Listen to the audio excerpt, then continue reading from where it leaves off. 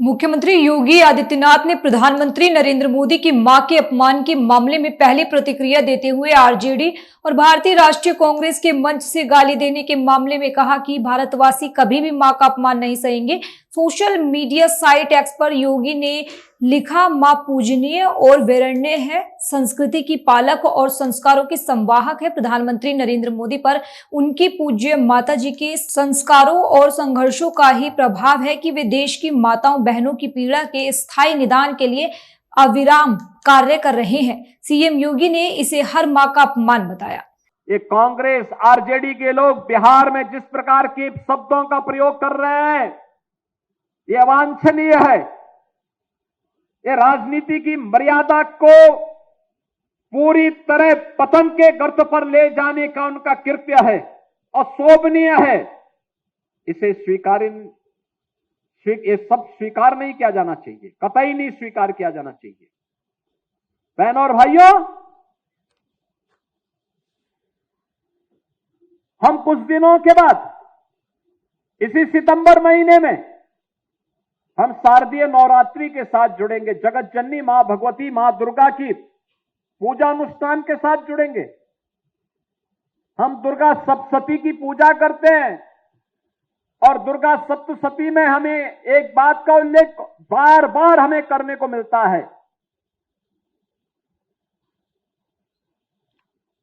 कि कुपुत्रो जायेत कुमाता न भवति, यानी कुपुत्र हो सकता है लेकिन मां कभी कुमाता नहीं होती है।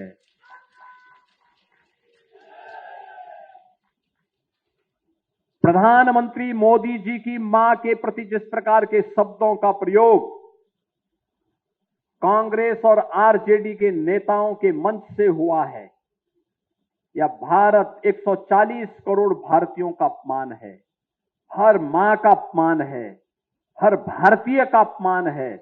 और मुझे लगता है कि भारत इस प्रकार की उच्छृंखलता को स्वीकार नहीं कर सकता है। नया भारत इस प्रकार की उच्छृंखलता को कतई स्वीकार नहीं कर सकता है। और इसीलिए आज हम सब आपसे कहने के लिए आए, एक सकारात्मक माहौल, एक स्वस्थ प्रतिस्पर्धा होनी चाहिए। चुनाव में उसी ईवीएम से जब वे चुनाव जीतते थे, हम हार को स्वीकार करते थे, लेकिन अगर बीजेपी जीतती है तो ईवीएम दोषी, वोटर सूची दोषी, लेकिन अगर वे जीत जाते हैं तो ये उनका पुरुषार्थ हो जाता है। बहनों और भाइयों, ये कड़वा कड़वा थू और मीठा मीठा गप नहीं चलेगा। ये विपक्ष का इंडी गठबंधन की ये नकारात्मक राजनीति तुष्टीकरण की हद तक जाकर के देश को गुलामी की ओर धकेलने की राजनीति है। इससे उभरने की आवश्यकता है। उत्तराखंड के मुख्यमंत्री पुष्कर सिंह धामी ने राज्य में आपदा प्रभावित लोगों को तात्कालिक सहायता प्रदान करने की जानकारी दी। अपने एक्स हैंडल पर पोस्ट करते हुए उन्होंने बताया कि वो खुद भी लगातार आपदा प्रभावित क्षेत्रों का दौरा कर रहे हैं ताकि प्रभावित परिवारों को हर संभव सहायता और राहत उपलब्ध कराई जा सके। हालिया स्थिति की भी सीएम धामी ने जानकारी दी। बहुत विषम परिस्थितियां हैं, अनेक जगह पर सड़कें टूट गई हैं, लैंडस्लाइड हो गया है, सरकारी मकान, निजी मकान, हमारे बिजली की लाइनें, बिजली घर, पेयजल लाइनें सभी पूरी तरह से ध्वस्त हो गई। पुल कई जगह पर ध्वस्त हो गए, मलारी को जाने वाला पुल ध्वस्त हो गया है। हमारे थराली क्षेत्र में कई जगह पर जो है पुल ध्वस्त हो गया, सड़कें जो है संपर्क मार्ग कट गया है।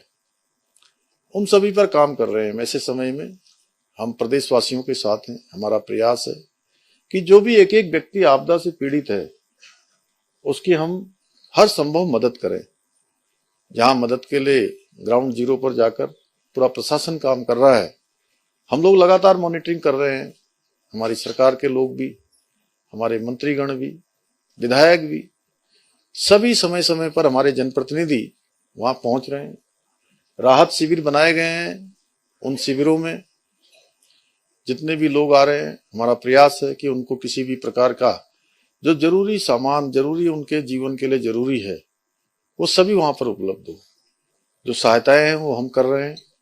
तात्कालिक रूप से हमने जिनके मकान क्षतिग्रस्त हो गए हैं, उनको तत्कालिक रूप से 5 लाख रुपए की धनराशि पहले मतलब शुरुआत में ही हमने देने का इस बार प्रावधान किया है।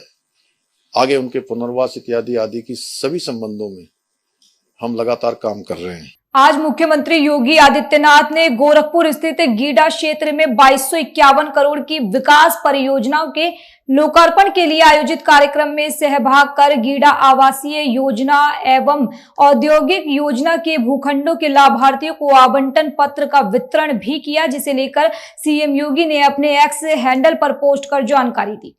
खबर हरिद्वार से है, जहां बस अड्डा शिफ्ट कर आईएसबीटी बनाने की योजना का व्यापारी संगठनों ने विरोध किया।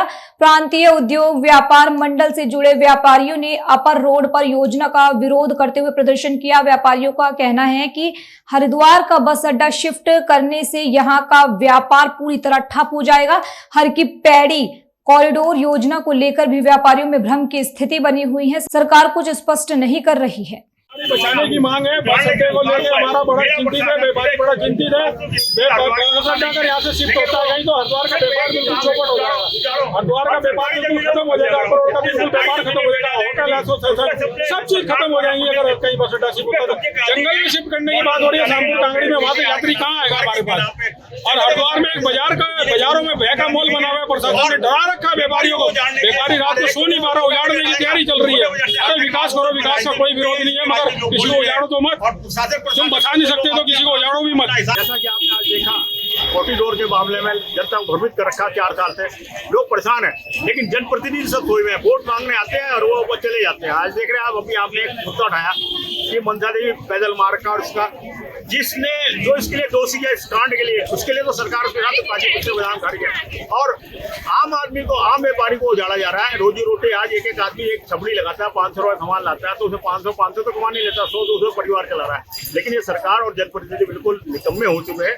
इनकी कोई इच्छा नहीं है हरिद्वार के विकास की, हरिद्वार के केवल बाजार को उजाड़ना है। अभी आपने बस अड्डे वाली बात बताई, इसी बस अड्डे के चारों तरफ इतनी बड़ी सरकारी जमीन है जो काबिल भी है, उनकी लीज खत्म हो रखी है। अगर उसको हम प्लेन करके वहाँ पे आइए, दिल्ली आईएसबीटी कश्मीर गेट से ज्यादा जगह, और 4 साइड ओपन प्लॉट है, ऐसा प्लॉट पूरे हरिद्वार में कोई नहीं है, लेकिन ये सरकार नहीं चाहती। खबर गाजियाबाद से है, जहां 25,000 के इनामी और 2 दर्जन से ज्यादा मुकदमों में वांछित अपराधी के साथ देर रात गाजियाबाद भोजपुर थाना क्षेत्र की पुलिस की मुठभेड़ देखी गई। मुठभेड़ में गोली लगने से बदमाश घायल हो गया, जिसे पुलिस ने दबोच लिया। पुलिस टीम पलौता फजलगढ़ चौराहे पर चेकिंग कर रही थी। इसी दौरान एक बाइक सवार संदिग्ध को रोकने का प्रयास किया गया।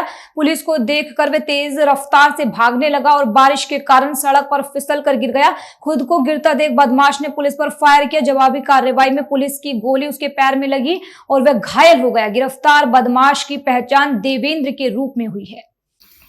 थाना भोजपुर और ग्रामीण जोन के स्वास्थ्य टीम द्वारा एक सराहनीय कार्य करते हुए एक 25,000 के इनामी लूट के अपराधी को पुलिस मुठभेड़ में गिरफ्तार किया है। पुलिस टीम को एक सूचना मिली थी कि 13 मई को आपके यहाँ जो लूट हुई है उसका एक अपराधी आपके भोजपुर थाना क्षेत्र में है।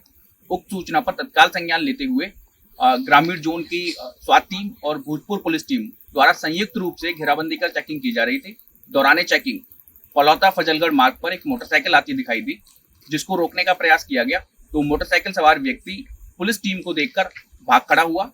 बारिश के कारण, फिसलन के कारण मोटरसाइकिल गिर गई। पुलिस टीम जब पकड़ने का प्रयास कर रही थी तब उस व्यक्ति द्वारा पुलिस टीम पर जान से मारने की नियत से फायर किया गया।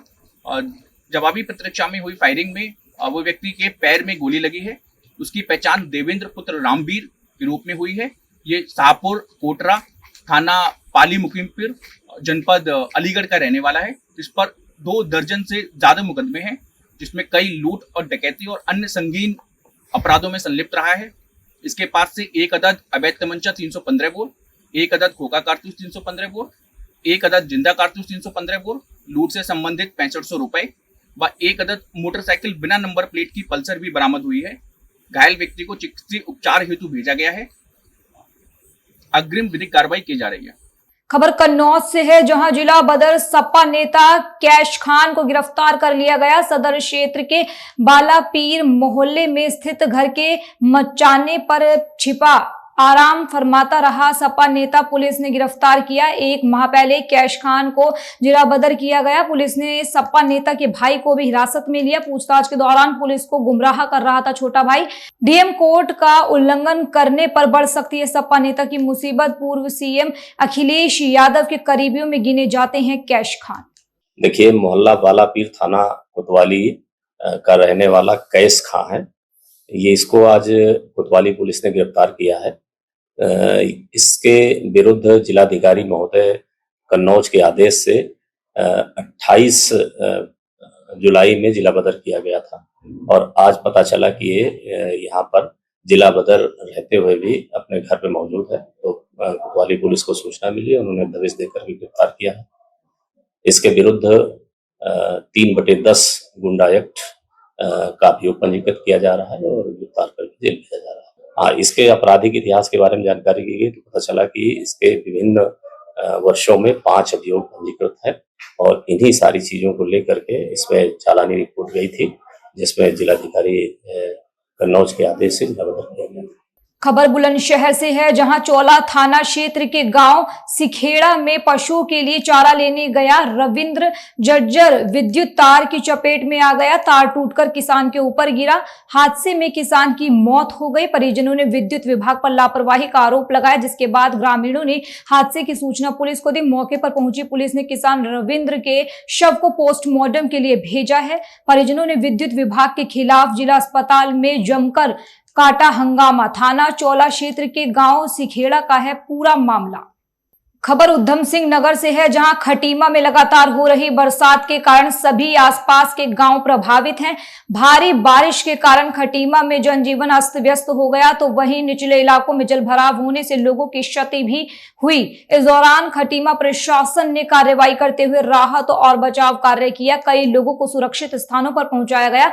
हालांकि जलभराव से नानक सागर डैम के सभी फाटक खोल दिए गए, जिससे बस्ती, दहा, ढाकी सहित दर्जनों गांव प्रभावित रहे। वहीं Rajiv Nagar, Amau, Pakadiya, Bengali colony, ward number 16, Pratappur, Terai, Nagla, alchemist road, Awas Vikas, बड़ी अंजनिया, नौसर के साथ साथ अन्य ग्रामीण क्षेत्रों में बाढ़ की स्थिति बनी।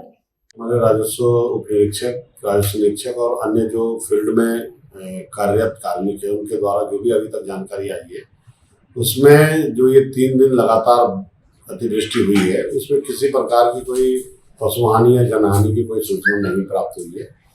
किसी के घरों में पानी घुस गया है, छोटी मोटी क्षति हुई है, उसका आकलन क्षेत्रीय पटवारियों द्वारा किया जा रहा है। आकलन उपरांत शासनों के मानकानुसार कार्रवाई की जाएगी। खबर गाजियाबाद से है, जहां दबंगों के हौसले इतने बुलंद हो गए कि पत्रकार के ही घर पर दबंगों ने हमला कर दिया। पत्नी को भी निशाना बनाया। पूरी घटना सीसीटीवी कैमरे में कैद हो गई। सबूत मौजूद होने के बावजूद कार्रवाई नहीं हुई। कविनगर थाना क्षेत्र के अवंतिका चौकी के प्रताप नगर इलाके का ये मामला बताया जा रहा है। पीड़ित पत्रकार पुलिस के पास न्याय की गुहार लगाते रहे, लेकिन पुलिस की कार्रवाई पर सवालिया निशान खड़े हो गए हैं। खबर हरिद्वार से है, जहां प्रदेश में संगठन को मजबूत करने के लिए कांग्रेस संगठन सृजन कार्यक्रम चला रहा है, जिसके लिए पार्टी संगठन ने ऑब्जर्वर भी नियुक्त कर दिए। हरिद्वार में ग्रामीण कांग्रेस जिला अध्यक्ष के चुनाव के लिए हरिद्वार पहुंचे ऑब्जर्वर CWC मेंबर जी रुद्रा राजू ने हरिद्वार प्रेस क्लब में प्रेस कॉन्फ्रेंस के स्थानीय कांग्रेस नेताओं के पास प्रेस कॉन्फ्रेंस करने पहुंचे। ऑब्जर्वर ने संगठन सृजन कार्यक्रम की रूपरेखा के बारे में बताया। कांग्रेस नेताओं का कहना है कि जिला और ब्लॉक स्तर तक संगठन को मजबूत करने के लिए कांग्रेस के सक्रिय और समर्पित कार्यकर्ताओं को अहम पदों की जिम्मेदारी दी जाएगी। मशविरा कर 6 नामों का पैनल केंद्रीय संगठन को भेजा जाएगा। हर एक स्टेट में संगठन सृजन अभियान के माध्यम से डिस्ट्रिक्ट कांग्रेस प्रेसिडेंट्स का नियुक्त किया जाएगा। तो हम सब लोग सबसे मिलके जुल के बात करके हर एक ब्लॉक में जाके, इसमें 4 असेंबली सेगमेंट्स है, 4 में 8 ब्लॉक है, हर एक ब्लॉक में जाके हमारा ब्लॉक का जो भी पार्टी का नेता लोग है सबसे मिलेंगे। खासकर यूथ कांग्रेस से महिला कांग्रेस, कांग्रेस सेवा दल और जो भी SC ST माइनॉरिटी डिपार्टमेंट्स लोगों का साथी लोगों से मिलके DCC प्रेसिडेंट्स के लिए हमने रिकमेंड करने के लिए हम उनका सजेशंस ले लेंगे। राहुल जी का स्पष्ट निर्देश है, जो व्यक्ति क्षेत्र में काम कर रहा है कांग्रेस के लिए, जिसको वहां का वर्कर चाहता है और उसका कांग्रेस में कितना बड़ा योगदान रहा है, कांग्रेस के लिए कितना समर्पित है, ऐसे व्यक्ति को पार्टी में अध्यक्ष पद की जिम्मेदारी मिले ताकि वो संगठन को चलाएं और उन्हीं अध्यक्ष में से फिर उन अध्यक्षों के माध्यम से ही अगले चुनाव में हम लोकसभा हो चाहे विधानसभा हो तो जिला स्तर के उन पदाधिकारियों के माध्यम से ही सूचनाएं जाती है कि प्रत्याशी कौन अच्छा है, कौन संगठन को सपोर्ट कर रहा है। क्योंकि कई बार ऐसा होता है कि जनप्रतिनिधि संगठन के साथ जो नहीं चलता है, तो इसलिए कुछ पावर बढ़ाने की बात जिला अध्यक्षों की गई है, तो उससे एक अच्छा संदेश जाएगा कि फिर जनप्रतिनिधि और संगठन मिलकर काम करेंगे। बहुत खबर सहारनपुर से है, जहां पुलिस ने 20 थानों से 125 वारंटियों को गिरफ्तार किया। पुलिस उप महानिरीक्षक, वरिष्ठ पुलिस अधीक्षक और जनपद के समस्त क्षेत्र अधिकारी और थाना प्रभारियों के नेतृत्व में चलाए गए इस अभियान के दौरान वारंटी अभियुक्तों के ठिकानों पर दबिश दी गई। इस दौरान पुलिस ने 125 वारंटी अभियुक्तों को गिरफ्तार कर लिया। सभी को न्यायालय में पेश किया जा रहा है। पुलिस का कहना है कि वारंटियों के खिलाफ इस तरह की कार्रवाई आगे भी लगातार जारी रहेगी।